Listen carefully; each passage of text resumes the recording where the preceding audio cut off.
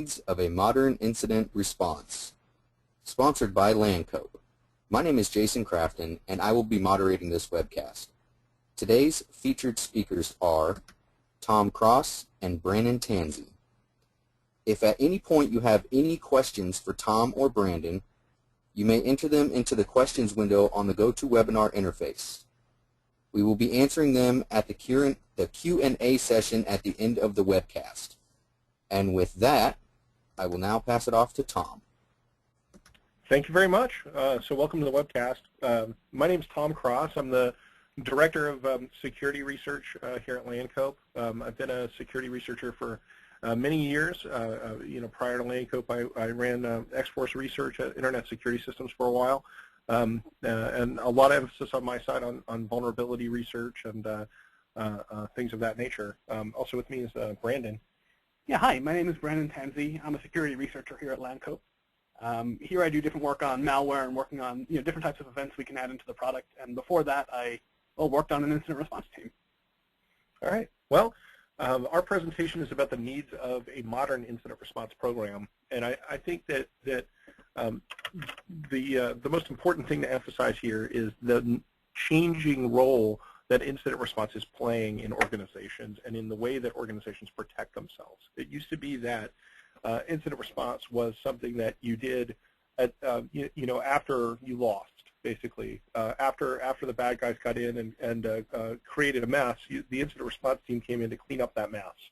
And I think that increasingly, incident response teams are not just a group of people who clean up the mess. They're part of how the organization defends itself. They're an integral part of that process. And so I'm going to spend a little bit of time talking about why that change is occurring. When we think about computer security issues, it's worth thinking about what advantages the attackers have and what advantages the defenders have. And I think that generally speaking, the way that people think about the problem of computer security is they think that attackers have all the advantages. Typically, we tend to believe that attackers have the upper hand in all cases. There are a few key advantages that attackers definitely have. One of them is asymmetry, the idea that defenders have to find every vulnerability in their environment and block attacks that target those vulnerabilities, whereas attackers only have to discover one vulnerability. And if they discover one vulnerability, then they can get in. Another key advantage that attackers have is technology. Attackers typically are aware of security vulnerabilities that defenders are not aware of, or attackers do not find out about those vulnerabilities, or defenders do not find out about those vulnerabilities until attackers are already aware of them. In addition, attackers often have the ability to evade the protective solutions that defenders have in place. And so this example, this example that's hopefully on your screen right now,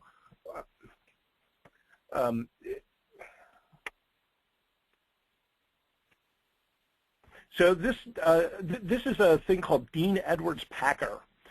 Dean Edwards Packer is a JavaScript obfuscation tool, and you could easily find it by Googling for Dean Edwards Packer. It sounds like a kind of breakfast sausage.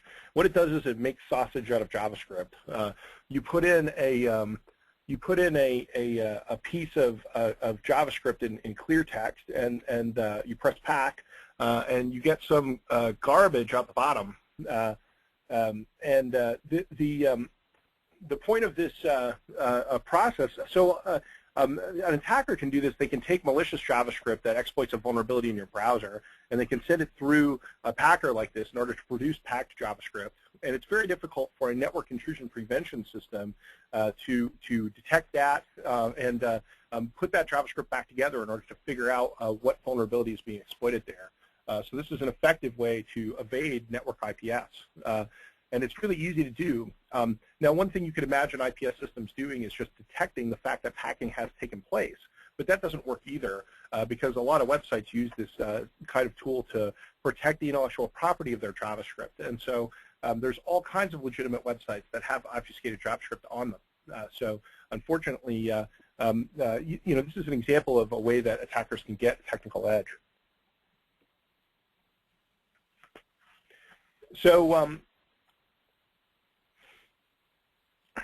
a lot of computer security over the past, you know, 10 years, 15, 20 years has really focused on perimeter security.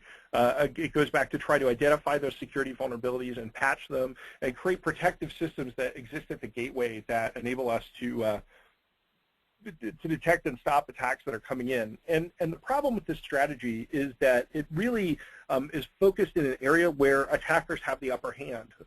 Attackers know about vulnerabilities we don't know. Attackers can evade our defensive systems. And so that's why it seems that that defenders always have the, you know, or that attackers always have the upper hand, because we're focusing our efforts in an area where they have inherent advantages. And so what we need to do, and what I think that the entire industry is coming to terms with, is we need to shift our strategy into a place where defenders actually have the upper hand. And so I think that that's why you're seeing more emphasis today on intrusion detection and investigation and analysis, and really looking at the whole life cycle of an attack in order to try to find a place where defenders have more natural advantages. So what kind of advantages do defenders have? Again, often in computer security, we don't admit that they have any advantages. But one advantage that they have that's pretty important is home court advantage. Defenders have, you actually build the network that attackers are attempting to break into. You control what it consists of, and you know what's there, or hopefully you do. Many people actually don't know what's on their network, but hopefully you know what's on your network. And so this is an advantage that you have, that you know, when attackers are breaking into your environment, they actually have to discover what your environment consists of through reconnaissance. They have to poke around and try to figure out what's there. And that you can exploit their lack of knowledge of your network in order to get them to reveal themselves to you. And so that's a key advantage that defenders have that people I think don't emphasize enough. One of the topics that's become really popular in computer security over the past you know, few years has been the idea of the kill chain, which is an idea that an attack has a certain process that it goes through. There are certain steps that the attacker goes through as they're breaking into your network.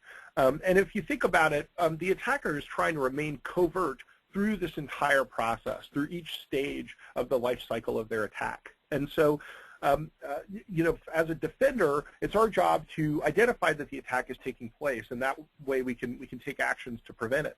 And so every step that the attacker goes through is an opportunity for us to potentially detect their attack activity. Even after they've compromised our perimeter and gotten into our internal network, they may be pivoting around to try to find data that they're interested in stealing. They may be packing that data up and try to exfiltrate it, and we could potentially identify that activity. And so if you think about it, this sort of turns the asymmetry on its head, because here we have all of these different stages that the attacker has to get through in order to be successful, and each one of those stages is an opportunity for us to detect them. And so now we have the upper hand. The asymmetry favors us as defenders, because you know, we have multiple opportunities, and the attacker has to get it right every single time. And that's the footing that we want to be on vis-a-vis the people trying to break into our networks. So I think that this is the reason that incident response is becoming you know, a more integral part of how people protect their networks. And really the idea of incident response is being replaced with this notion of continuous response. That this is the business process that is something that is constantly ongoing within your organization, where you are you know, not just investigating incidents that you have detected, but you're actively hunting in your environment for ongoing incidents that may be happening that you haven't detected yet. So you're hunting for things. When you find them, you're analyzing them to try to understand as much as you can about them.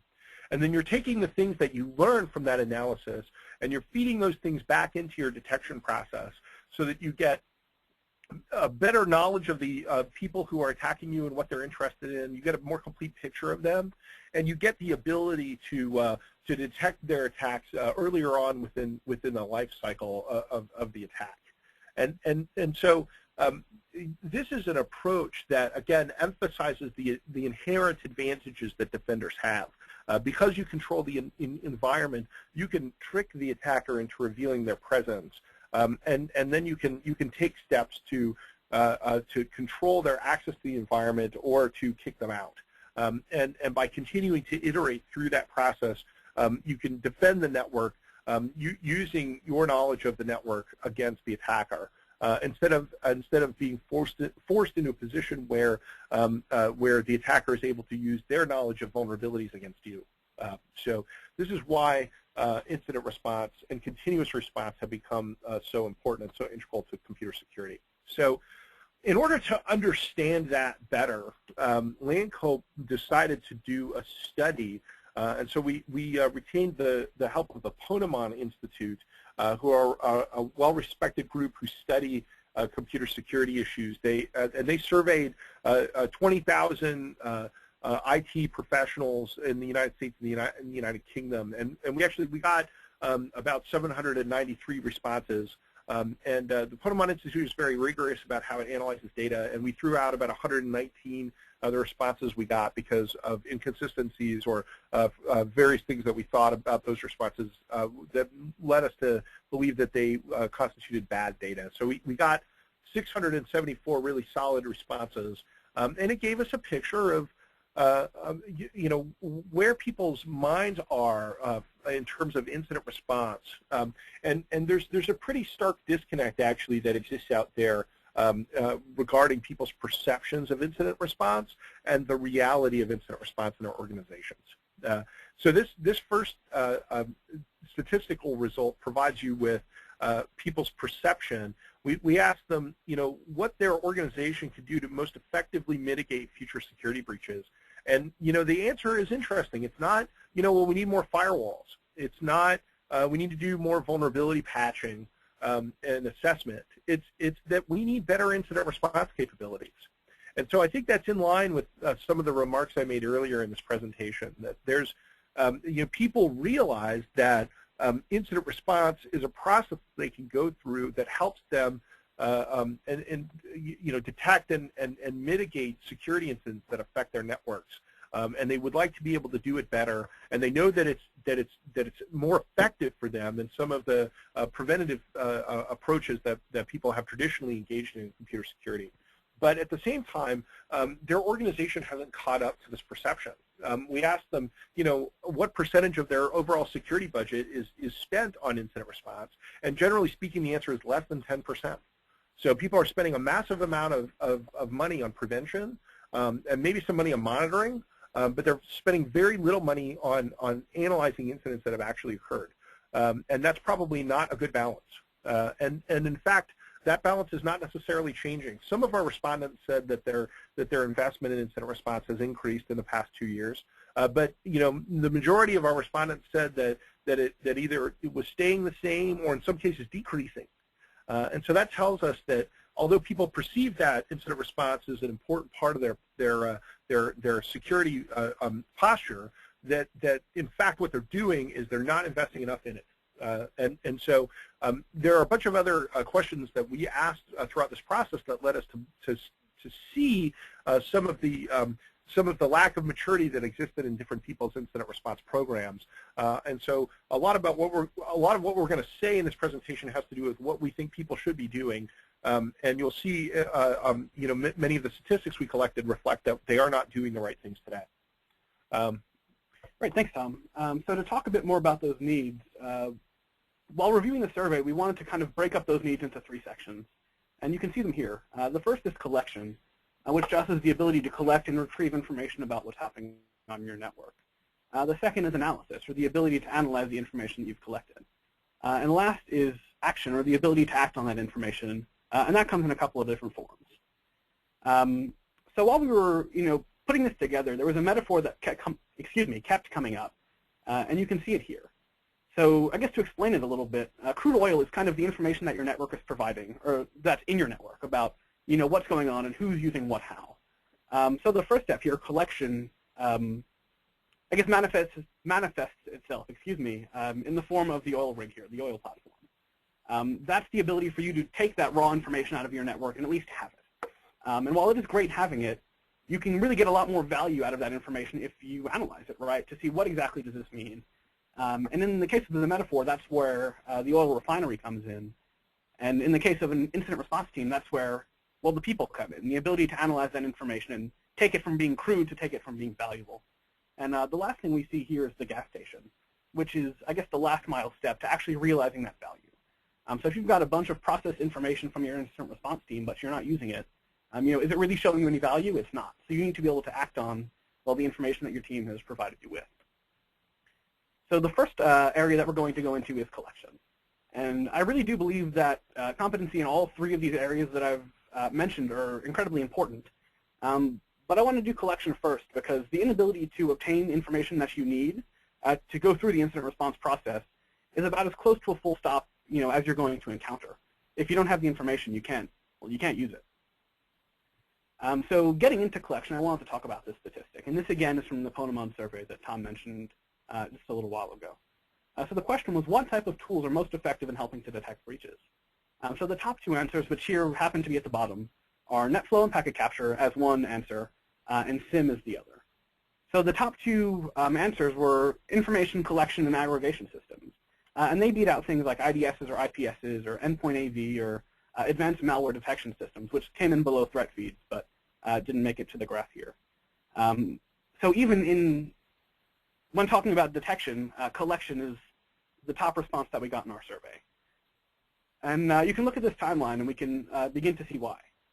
So we'll start here, and depending on your environment, you can substitute any virus for a web gateway or an IDS or whatever you want, but the point is kind of the same.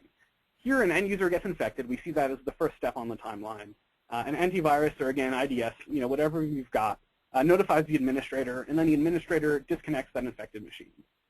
So technically, the administrator did respond to the incident, and for some incidents that, that may be sufficient. But the thing is that a lot more might have happened that the administrator didn't see.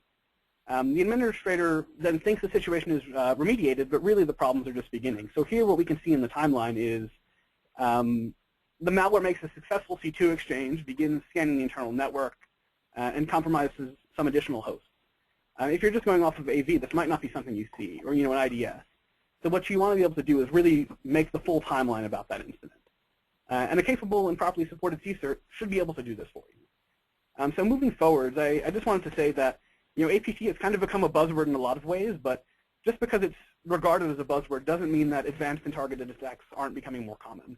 And that's where this type of visibility helps you. So going into collection, we're going to talk about three different types of information that you can be collecting. And the first type that we'll go into is information about your network. So this here is how traffic is moving around your network.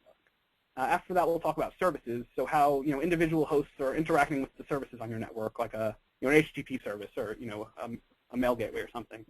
And then after that is hosts. So what are the individual hosts on your network actually doing themselves? So there is some overlap here, but we'll go through it and hopefully explain why this distinction makes a lot of sense to us. So here we've got a network map, and this is a pretty simple network map, right? But looking at this, try to picture, I guess, your organization, how your IT infrastructure looks. And I showed you this to ask, what paths can traffic take without you seeing it? So again, your own organization might look different, but that's really the important question to ask yourself. Because traditionally, people have been really concerned about what traffic is crossing their perimeter, or their gateway. So don't get me wrong, that is really, really valuable. But the thing is, as attacks begin to look more like the timeline we just showed, compromises don't end at the first end user they infect. So you need to be able to see what's happening. So just because, for example, one of these laptops here got owned, or excuse me, compromised, got some kind of malware, and you can see that, you also need to be aware of the fact that that laptop might be trying to compromise other servers on your network. And a good place to start here is NetFlow and packet capture. So here I have versus crossed out because people often look at them as competitors or alternatives to one another. And I don't really think that's the right way to look at it. So for those unaware, NetFlow is often regarded as like the phone bill for your network or the metadata about the conversations that go around your network. And a lot of enterprise networking hardware has the ability to log and export this NetFlow. And packet capture is pretty much what it sounds like, right? It's capturing full packets that cross certain points in your network. So again, people often think of them as competitors, but they can work really, really well together. So just to explain the differences some, a pro of NetFlow is that it's often a fair bit easier and cheaper to implement, right? Because if you've got networking gear in your enterprise, which, I don't like to make assumptions, but I figure most people here do, you've most likely already got your sensors. And the storage costs are relatively low compared to packet capture, just due to the size of the data. On the other hand, packet capture does store full packets, right? So if you see an HTTP request, NetFlow will show you that it happened and where it went, but a packet capture can show you the body of that request. The thing with packet capture is it brings you that extra detail, but it can come at an extra monetary cost, right? Because there's a lot more storage, and you also have to be able to place the sensors. So a good way to combine these two to get a really good value out of both of them together is to have a base of NetFlow, so a good view around your network of what's happening with NetFlow, and then PCAP, or packet capture, where the benefits of having it outweigh the costs of implementing it. So here's that same network diagram from earlier, just with a little bit of NetFlow and packet capture implemented. So here you see orange dashed lines, and those are NetFlow. So here we have our access switches and our firewalls exporting NetFlow, so we can see the metadata about those conversations, who's talking to who. And on the right-hand side of this, you also see a tap where we've got a packet capture collector.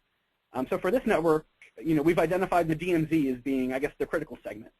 For your environment, it can be different, but here, that's where we wanted a bit more data, right? So we're collecting full packets so we can see everything that happened. So we've got good base coverage. So we can see everyone that's talking to anybody else. But we can also see the explicit details, where we need them without, I guess, burdening ourselves with too much cost of trying to collect full packets everywhere. So the next type of information I wanted to talk about after, network metadata and telemetry, are things that can come out of the network services that you're running. And that's really a good way to, supplement network telemetry because that information is already being produced and it can be, helpful from a bunch of perspectives. And the first one is if someone is attacking the service that you're logging. For example, if someone brute forcing VPN logins or using your DNS server for amplification attacks or your NTP server for amplification attacks. If we run short on time or have too much time, after the presentation, I'll come back and just start listing ways that you can be compromised using network services, because there's a lot of them. But I think that kind of gives you the point. And even just for this reason, keeping service logs can be really helpful to identify who and how people are attacking your services. Something to be mindful of is the fact that if your data source is the target of an attack, it might not be trustworthy, right? So if someone compromises my AD server, can I keep taking logs from my AD server and trust them? Well, maybe not, right? Because people can tamper with them. So that's definitely something you have to be mindful of. And if you're not collecting logs the instant they're generated, this becomes a real possibility.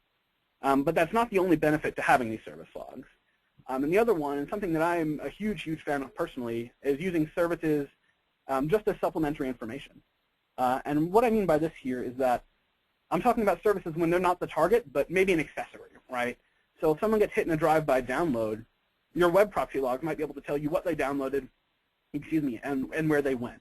And that's kind of what I'm talking about. So some other examples here might be your mail server logs or your DNS logs or your DHCP logs. There's tons of them.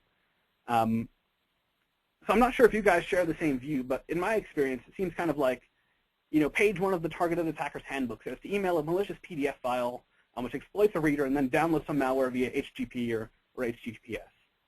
And having service logs, allows you to build that timeline very, very quickly. Because they might have more detail than NetFlow for the specific services that they log, but they're also oftentimes going to be easier to process and cheaper to store than packet capture. The thing is, due to the nature of them, the breadth of each service log is going to be narrow, right? Your VPN logs are not going to help you in the case of a drive-by download that didn't happen over VPN. The thing, though, is that your network is producing this information, and if you're not using it, you're letting some of it go to waste, when it can be very helpful. And the last type of information we'll go into now is, is the host logs. And host logs can be really quite interesting. And well, I say that because first you have to be very mindful of when you use them. So if you're logging, keeping system logs from all of your desktops, typically by the time you're looking at a particular desktop, it's because it's suspect. And if it is suspect, those logs might not be trustworthy, right? Because you suspect a compromise happened on that machine. So the only time you can really trust logs from a compromised host is when it reveals the fact that it was compromised. But the thing is that just because malware and malicious actors can tamper with those logs doesn't mean they always do. Excuse me. And that's where this response from our survey came in. So this question was, from where do you send information to your SIM? Most people, 52% of people, which I guess is most people, said that they were collecting them from all client PCs.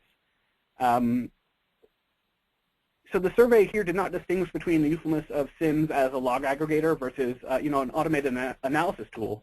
But regardless of how you do look at it, this question does show that people are using SIMs and they find there is valuable information that can be produced from host logs. So again, this question says that there certainly is value in collecting them. So regardless of where you're collecting your information or what kind of information you're collecting, there's a couple questions you want to think about before you immediately need the answer. First, are you just logging information or are you also collecting it? So having logging turned on for every box in your network is certainly better than nothing, but collecting it, for one, makes it a lot more accessible. And two, if you're collecting it before a potential compromise, it makes those logs a lot more trustworthy than having to go in after the fact. Second, are you saving only special log lines or are you saving everything? Well, you don't want to only log interesting information if possible. And I say that because, well, if you knew of everything that was interesting as soon as it happens, then you probably wouldn't need a CSIRT, right? That's one of the hardest, I guess, problems we face is what is interesting, what is malicious, as soon as it happens. And if you're only logging things that you already know are malicious, there's a lot of detail that you might need later that you're losing out on. After that is how long are you keeping your logs? And the reason I mention this is really kind of the sub-question that I have here is does budget control the period or the period the budget? So if you say we want to keep 1 year of all of our web traffic logs, okay, well what happens after 8 months if you run out of storage? Do you change policy to say 8 months? Or do you then get the budget to purchase new storage for your logs? Again, this is a question that you want to have answered before you run out of storage. And then lastly here, if you have end-user managed hosts, are they subject to the same logging policies? So a lot of environments are different. And one of the environments that I worked in had this concept of managed boxes and unmanaged boxes. IT set the policy and ran patching and all this for these managed boxes, but there were lots of people who ran their own servers or even endpoints. So do you want to get logs from these people? Do you expect that, do they have to expect that they need to be able to send you these logs? Again, this is something you want to have in policy because if there's a potential compromise and you go to look at the logs on that box and there are none, it's too late to say, oh, maybe we should have kept them beforehand.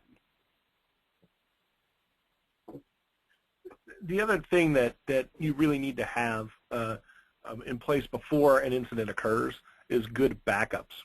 There's a couple of different reasons for this, but before I get into that, there definitely seems to be a perception gap with respect to backups. People perceive that they have them, but in reality they don't. And I think that backups are an old subject that people have talked about for a long time, but if people were consistently doing backups, then things like CryptoLocker would not be as successful as they are. People are paying ransoms to the CryptoLocker gang in order to recover data that was encrypted on their machines because they don't have backups that they can restore from. And so the reason that backups come into play from an incident response standpoint is twofold. The first thing is that often, as part of what we're doing in computer security, it really rolls up into business continuity. It's the idea that the business operation can continue to function in spite of the security threats that exist to it. So, as incident responders, we need to be able to understand what happened, but at the same time, we also need to get the business going again as quickly as we can. And so backups facilitate that because we can restore systems that were infected and then take our images of the infected versions off to the sidelines to go do analysis of that. The faster we can do that, the lower the impact the overall incident has on the business. And secondarily, these backups can help you reconstruct what happened. if an attacker controlled a host for a particular period of time, you may have system images which include the attacker's malware and other things that they were doing on the system while they were there. So they can be an important source of evidence for you in your investigation. Yeah, exactly. I wanted to add it, but then Tom stepped right in there. When you're doing a forensic investigation, having history can be great. Even if it's a history before the compromise or after the compromise, if you've got historical images, it really can be a huge, huge aid when it comes to a forensic investigation. So we wanted to move on to the next, I guess, point of 3 that we wanted to talk about was the analysis. So this is a bit of an assumption again, but the odds are if you're collecting information properly, you've got a lot of it. And the odds are that the interesting information doesn't immediately make itself known a lot of the time. So to go back to the crude oil metaphor that we were talking about before, you've harvested all this crude oil or you've drilled for it, however you collect crude oil, and that's great. It's worth something, but in order to make it worth more, you need to take the time and have the ability to analyze it. So this is where your incident response team comes in. Now, this is another question and statistic from our survey. The question here was, do your organization's incident investigations result in threat indicators which are used to defend the organization from future attacks? And 54% of people who responded said no, with only 43% saying yes, and the other 3 being unsure. And at first I said that this was my favorite statistic, and then I thought saying the word favorite here was a little funny, because really it's more than that, I think, the most important statistic. Because answering no here means that you're definitely not getting the maximum value that your CSIRT can be providing. Because really one of the main things they have to offer is to be able to produce this valuable, accurate information after an incident. And a close second is that this can help your organization learn from incidents as they happen and then bolster their defenses going forward. I think that this is a good litmus of the transition that's occurring from incident response to continuous response. Organizations that are not garnering indicators out of their incident response process are really just using incident responders to clean the mess up. What happened? How do we clean the malware off? How do we get back working again? But they're not expecting the same actor to hit them again. And when we consider the reality of persistent adversaries who have a long-term strategic interest in monitoring our networks and stealing information from us, they will hit us again. And so we need to learn from the incidents that we've experienced, and that's what this question assesses. And so those organizations that said yes here, they've moved into the new world of continuous response, where they realize that the things that they're learning from their incident response process are helping protect their organization. Yeah, and to build on that, just a couple of days ago, I forget exactly when, CrowdStrike put out the Putter Panda report, and before that, Operation Saffron Rose was FireEye, I believe. Is that correct? Yeah, I think so. Yeah. Anyway, they put out these reports, and part of what they shared was how they did their attribution. And a lot of these additional IOCs that were found, or indicators of compromise, were found because of indicator reuse. So in the case of Putter Panda, for example, one email address was used to register a bunch of the malicious domain names. And the same thing happens with IOCs. You'll see the same domain names or same IOCs or TTPs being reused. So before we move on, a couple slides ago, I don't have the statistic up here.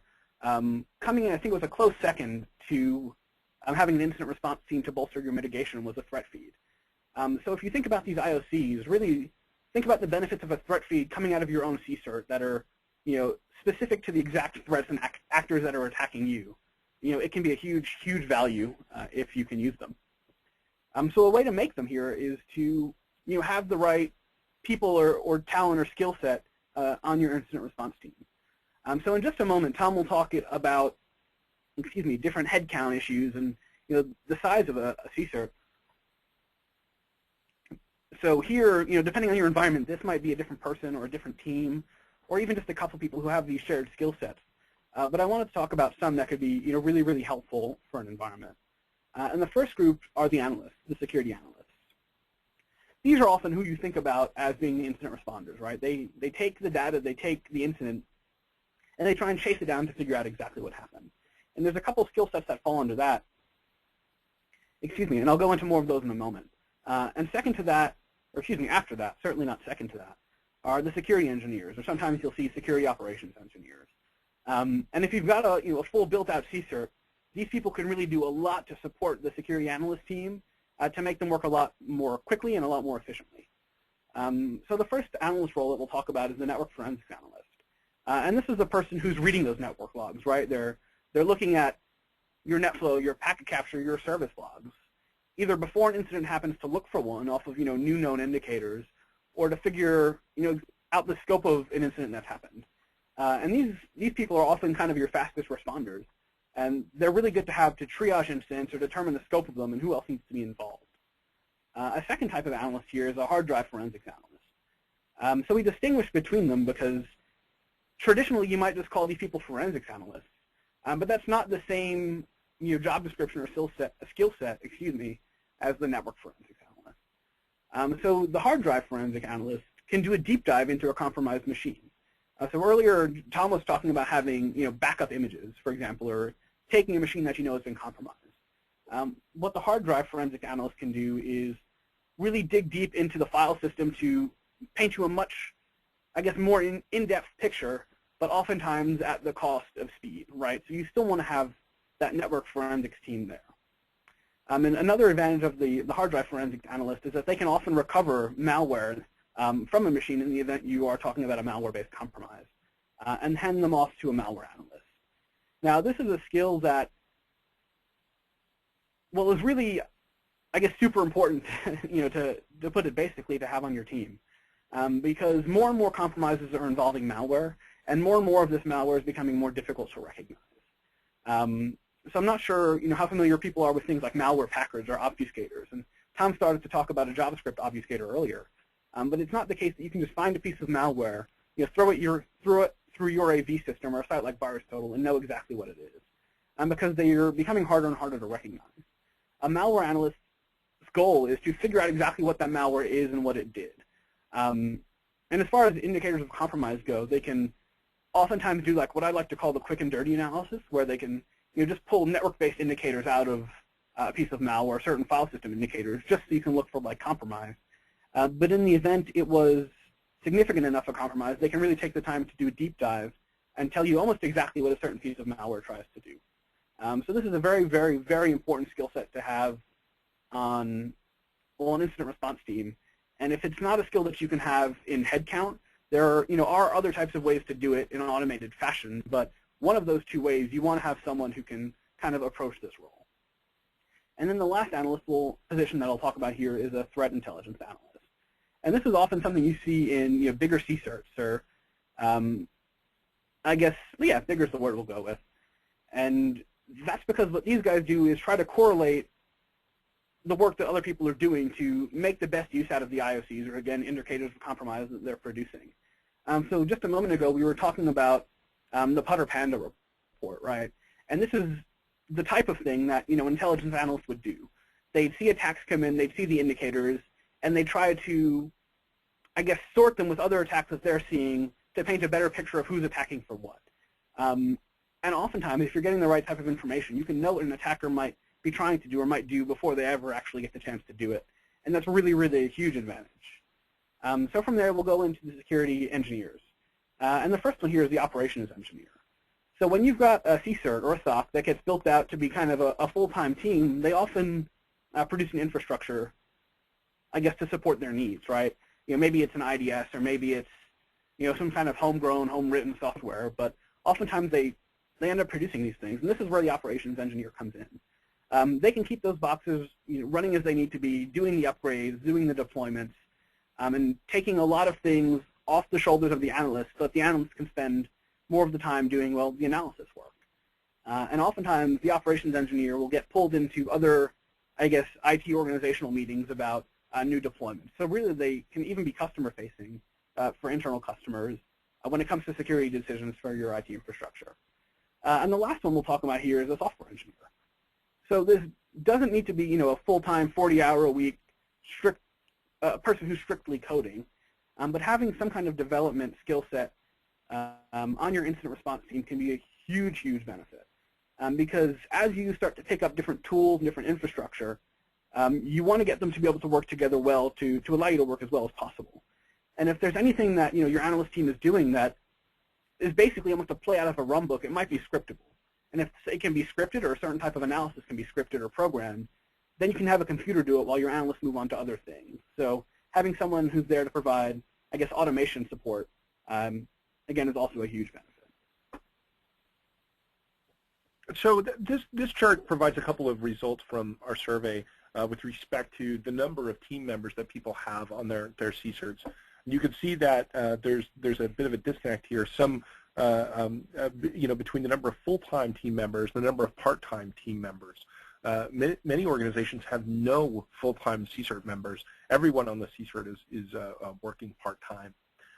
This creates a couple of issues that are important to highlight. The first is that that there's a tension that exists between, when you have these part-time teams, the job description that these folks have on a day-to-day basis and the responsibilities that they have when a security incident occurs.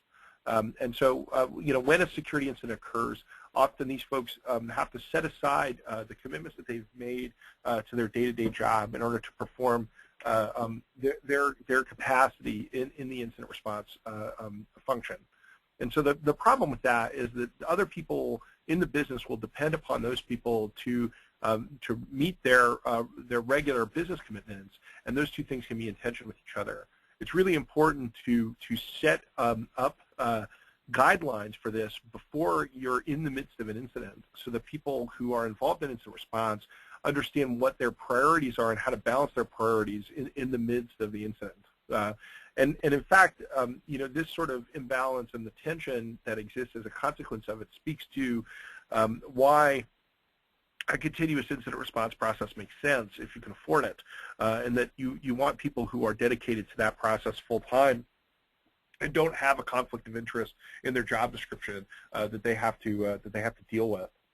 In addition, if you have folks that are rarely involved in incident response, the skills that they utilize in that situation may become rusty.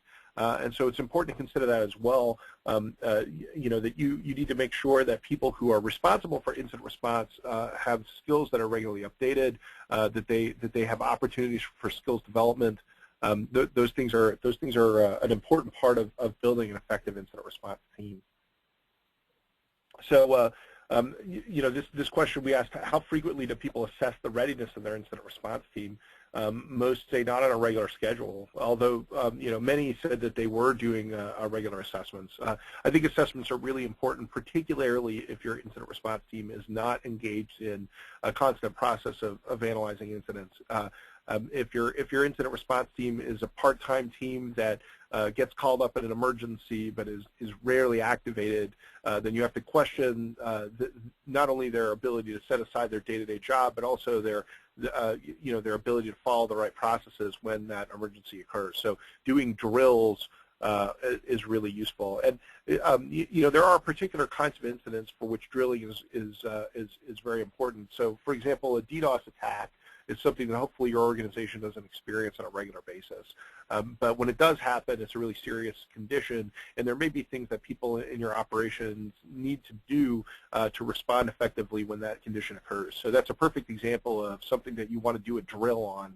You want to pick a day when you can afford to take the time to do that, to make sure that everyone knows what they're supposed to do when that sort of incident happens. So back to the point that Brandon made in the beginning of this section, if you're not producing indicators as a consequence of the analysis that you're doing of the incidents you're experiencing, then you're not really taking advantage of the fact that you're doing incident response. You're just cleaning messes up, but you're not learning. And so there are a variety of different places where the indicators that you're generating could be put into play. So, for example, if you're generating information about IP addresses that are part of the attacker's command and control infrastructure, places that they send phishing attacks from, et cetera, you want to think about where you're going to instrument those indicators in your environment and have a plan for managing those indicators on an ongoing basis. In addition, hopefully you're receiving indicators from third parties. So this was one of the questions that we asked in our survey. We asked if the people answering the survey shared indicators with industry peers, and unfortunately, most of them are neither receiving indicators nor sharing indicators with peers. And so that's an indicator of how immature a lot of these processes are. Only 12% said they were sharing with peers. The fact is that your peers in the industry are experiencing some of the same attacks that you're experiencing. You do not want to compete with them on the basis of the effectiveness of your computer security program. You want to compete with them based on the effectiveness of the products that you sell. And so it makes sense to collaborate on computer security defense. The Federal Trade Commission has recently said that they don't view competitors collaborating on computer security to be an antitrust issue. It's an incredibly important thing for people to do. So you've got indicators that are hopefully coming in from your peers. You've got indicators that are coming in from sources like InfraGard.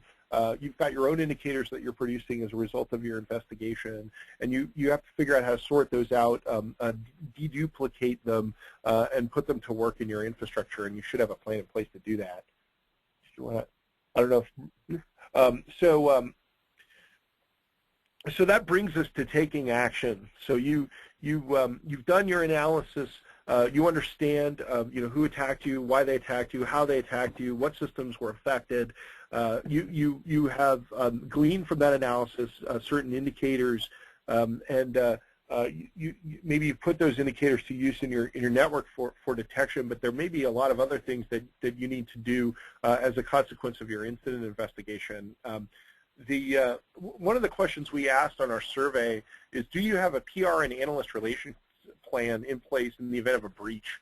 And only 23% of our respondents said yes. So that was a big sort of, again, indicator that a lot of people's incident response programs are not very mature. If you have a bad breach and customer data is lost, you may have to go to the press or to the public and explain what happened. And so it's important that before you end up in that situation, that you've sat down with your PR team and said, okay, hopefully this will never happen, but it could happen. And if it does, we need to have an understanding of how we proceed and when we need to make a public disclosure and how we manage that disclosure and who's allowed to talk about that with reporters that have questions that they want answers to, and what the answers are going to be, and how we all get on the same page.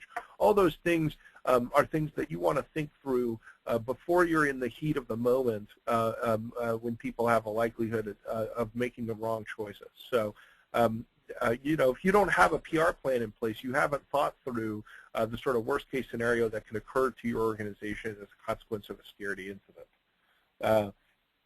So there's actually a whole lot of parts of your business that may be implicated in the midst of an incident. You may need to deal with HR, particularly if there's an insider. You probably also want to deal with HR in terms of putting training programs in place to make sure that people are aware of good computer security practices.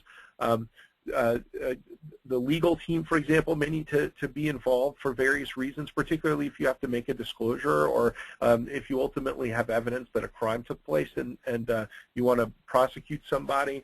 So there's a lot of different parts of the organization that need to be involved. And as the incident response team, you want those relationships to be in place before the incident occurs. So you want to spend some time walking around, introducing yourself to these different people, making them aware of who you are and your business function, so that when you come back to them and you say, hey, there's a security incident, they know who you are, they have a relationship with you, and you don't have to start from square one in terms of working with them. Another a big factor that fits into this overall issue is the ability to have rules of engagement that enable your incident response team to function autonomously in the event of a breach. There may be business units that control computer systems that could have gotten compromised in the course of the incident, and you need to be able to go into those environments and maybe disconnect the machine that's really important from the network. And so the people who are responsible for that business process, they need to know who you are. They need to be in a position to approve what it is that you're trying to do, and they need to stay out of your way. And they're not going to do it unless you have the right political support for what you're doing, and that everyone understands what your organization is and why it exists and why you might someday come to them and ask them to unplug a machine that's really critical to their business process. So, those are things that you need to sort out in advance. Otherwise, it will really bog you down in attempting to respond to the incident and contain it, while the incident is taking place. One of the questions that we asked on our survey is how often various parts of the business are being briefed about computer security threats in the organization, which is part of that overall process of making sure the organization understands what incident response is and the role that you play. And I mean, perhaps not surprisingly, very few of our respondents said that they were frequently briefing executives about threats to the organization. And we really believe that this is related to the lack of growth in investment in incident response and the challenges that computer security teams have in general in getting the support from the business that they need in order to be successful. They're not briefing the executives about the threats that exist, and so the executives don't understand the threats that exist, and as a consequence, they're not supporting the efforts that need to take place to protect the organization against those threats. It may be that people are afraid of reporting bad news up to senior executives. It may be that senior executives don't understand the technical issues involved, but those are things that we need to overcome, both by translating the consequences of what we're discussing in a dollars and cents terms, and by being willing to be frank with executives about the issues that are there. So there's a huge room for improvement there in terms of how IT security is relating to the leaders of the business, and that goes across the board. Yeah, so a lot of that can really be, I guess, boiled down to thinking about this in advance. Should your CSIRT make decisions, or recommendations? Now, there isn't a right or wrong answer here. This is something that you need to know about for your environment, again, before it comes up as a question during an incident. And I say this because, well, those of us in security often think that a compromise, is the worst thing in the world. And sometimes it is, but, oftentimes it's not. So having someone who's, informed but not quite on the front line of the CSIRT to approve certain actions can be valuable. To have someone say, I recognize that this is an issue, but we can't pull this box offline right now, for this incident. That helps. On the other hand, requiring upper management approval for every step that your CSIRT wants to take will really limit their effectiveness. But really the worst feeling in the CSIRT is having a big incident on your hands, but not knowing, if you're allowed to respond, should you respond, and not being able to talk to anyone who can make these decisions. So again, you want to have it set in advance. So just a couple of questions before we wrap up to, I guess, have in writing is what I have here, but just answered beforehand. One, like Tom said, who can approve what? Does the type of incident affect the answer, right? Like, does it affect your answer if there's active C2 communication or active exfil? Are there special cases? And if no one who has the authority to answer these questions can be reached, do you tell your CSIRT to just sit tight and wait, or do you tell them that the decision is theirs to make? Again, the theme here is these are all questions you really want to have answered before someone asks them during an incident. And what are end users' responsibilities in the incident response process? And this goes to what Tom said about building relationships, right? If the CSIRT shows up and says, your machine is compromised, we need to investigate it, please turn it off and give it to me, do they need to do it, right? Do people know that they need to do it? Because oftentimes, users will be willing, but oftentimes users can kind of push back.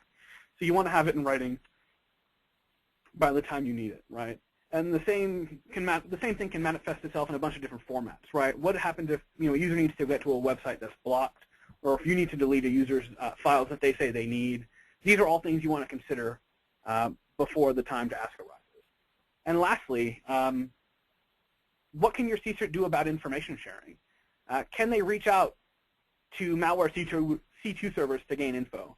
Can they run malware live on the internet to investigate what it does? Can they participate in information sharing, with industry groups or other indicator sharing groups? These are all things that you need to answer for them before, they need to do it in the case of an emergency. So these are the sections, the needs that we wanted to talk about. And we think that's really kind of a good overview. So this isn't exhaustive, but if you take the time to think about these 3 different needs, it'll really help you build a stronger incident response program. So here are some additional resources that can be really handy. Up top is the Ponemon Incident Response Survey. We've got all the questions, answers, and some analysis in there for you. First, the Forum of Incident Response and Security Teams has a lot of good FAQs and documentation about how to build out a CSIRT, and different processes and things you might be interested in. And lastly, CERT from SEI has the same type of documentation. So if you think thinking about these issues is important, these are all good resources to look at. So we got about 5 minutes left. If there are any questions, folks want to input into the web interface, we'll take a look at those and tell you what we have to say, and I'll leave the resources page up there while we answer questions.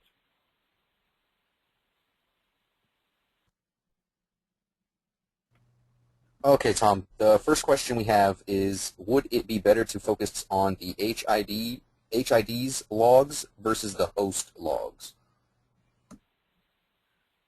I think you mean the host IDS logs versus the logs coming from the host. So I'm gonna answer that question, presuming that that's what you meant.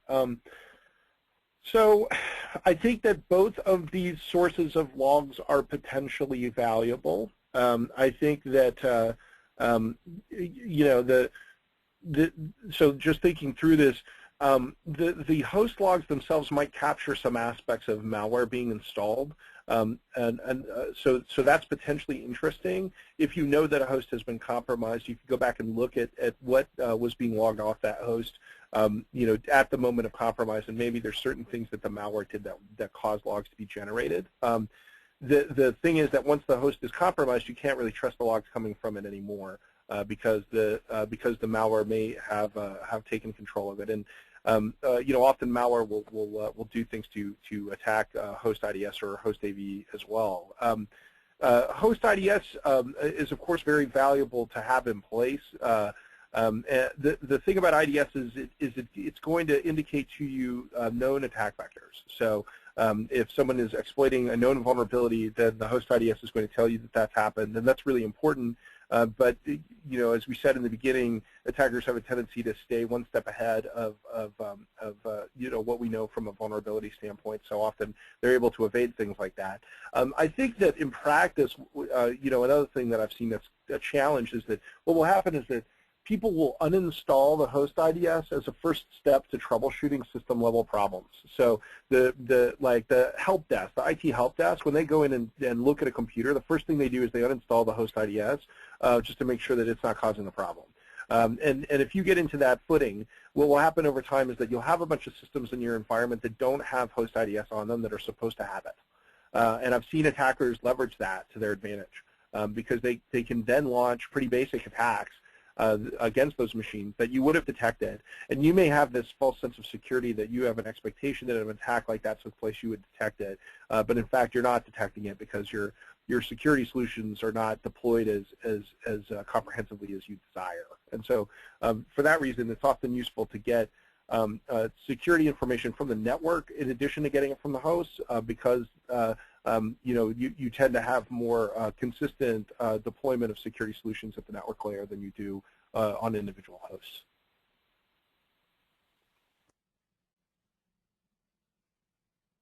The next question we have is slide 35. Can you explain about sharing threat intelligence, what to share and what not to share? Oh, that's a good question. Do you want to take that? So to start that,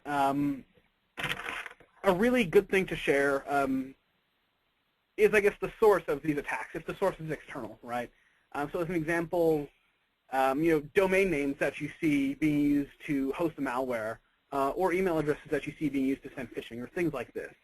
A lot of times in the organizations I've been in, what we did not share was identifiable information about our hosts.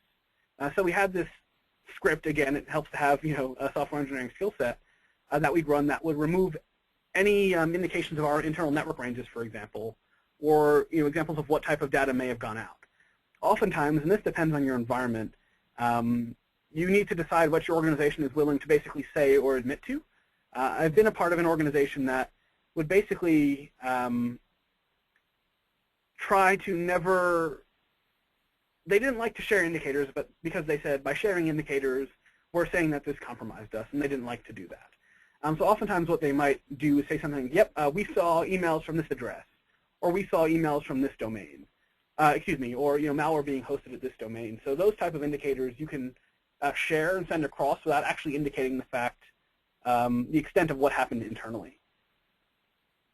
So to add to that, I think it's important to consider who you're sharing information with. If you take an indicator and you share it with everyone in the entire world, chances are the adversary will stop using it, and then it will not be so useful to you anymore, depending upon the nature of the adversary. So you have to think about that. Who's attacking you? How targeted are those attacks? And what will the consequence of your information sharing be? So if you have private channels that you can use to share information with industry peers, that they can take action without sort of tipping off the adversary that you're aware of the indicator, then that could end up being more effective, depending upon the circumstances. There's a whole, this could turn into a very complicated conversation. So there are things like, what if the attacker is exploiting a new security vulnerability? I wrote a paper with a colleague at Microsoft about that that we published at Virus Bulletin in October, and there's a very complicated set of considerations that need to take place about whether you disclose that vulnerability to the public, or when you disclose it to the public, and when you do vendor coordination of that sort of information. So that can become a very deep, in-depth discussion. And just to build on to what Tom said a little bit more, there are lots of sharing groups out there, for example, that have legal NDAs as part of the entrance, right? So if that's something where you might be more comfortable sharing more in-depth information, knowing that there are NDAs behind it, there are lots of groups out there like that as well. So again, it is important to consider who it is you're sharing with.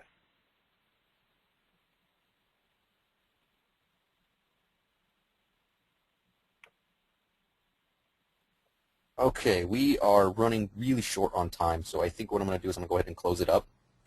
So with that being said, I would like to say thank you so much for Tom and Brandon for your great presentation, and a special thanks to Lancope for bringing this content to the SANS community. To our audience, we greatly appreciate you listening in, and for a schedule of all upcoming and archived SANS webcasts, visit sans.org/webcasts. And until next time, take care, and we hope to have you back again for the next SANS webcast.